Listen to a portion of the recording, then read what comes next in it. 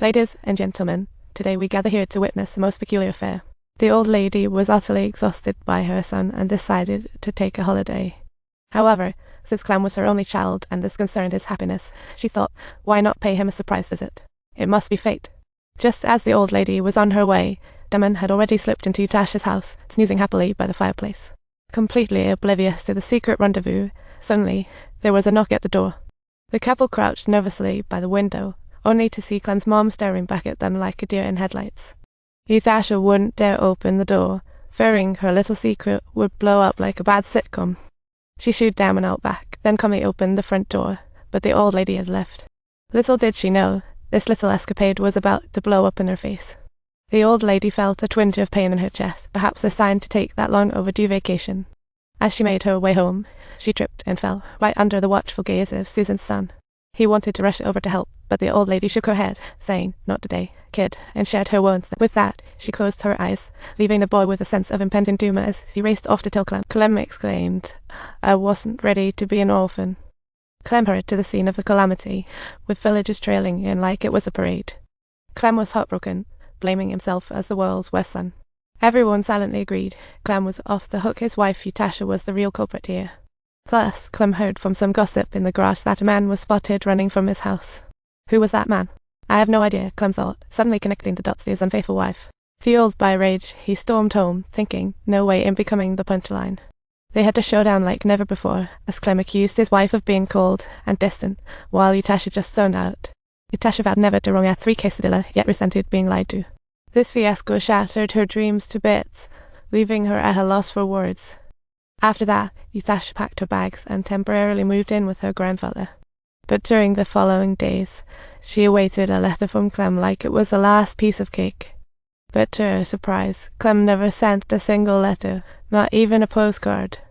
This made Utasha sink deeper into despair, even considering some drastic measures.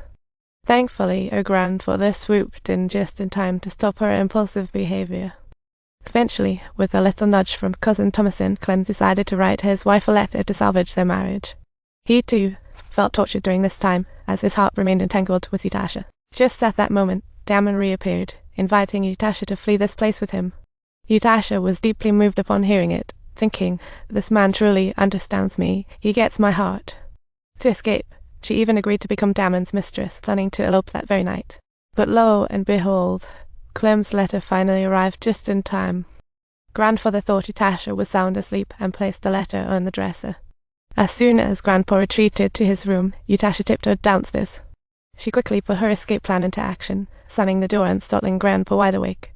Meanwhile, Damon was racing away in a carriage. This night was turning into a real soap opera. Utasha had that gut feeling and headed outside to meet her grandfather. Just then, they spotted Damon's retreating figure in the distance. All these crazy twists hinted that Utasha was about to run away with Damon.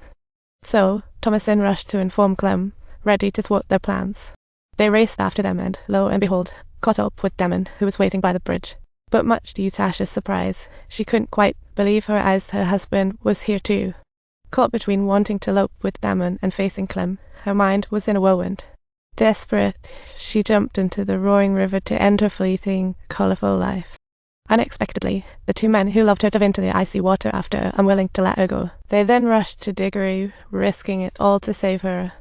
With the river swirling chaotically, rescuing her became a near impossible task. Out of the 4, only Diggory emerged alive, yet she too narrowly escaped death. However, as time passed, the unconscious Clem miraculously woke up. It was as if the heavens favoured the good-hearted Clem, while Utasha and Damon tragically perished. Clem cradled his wife's lifeless body, his heart heavy with regret, wishing the drama would end. He regretted not fulfilling his promise to whisk Utasha away to Paris. In the end, Diggory married the widowed Thomasin. She left her mining days behind and shed her disguise, wearing a smile that lit up the town. Meanwhile, Clem was about to launch his teaching crusade, igniting the wasteland with the fire of civilization. With the light of truth, he aimed to dispel darkness and ignorance, when suddenly he thought he saw Utasha, and with that, the film ends, leaving a tragedy of desire and fate.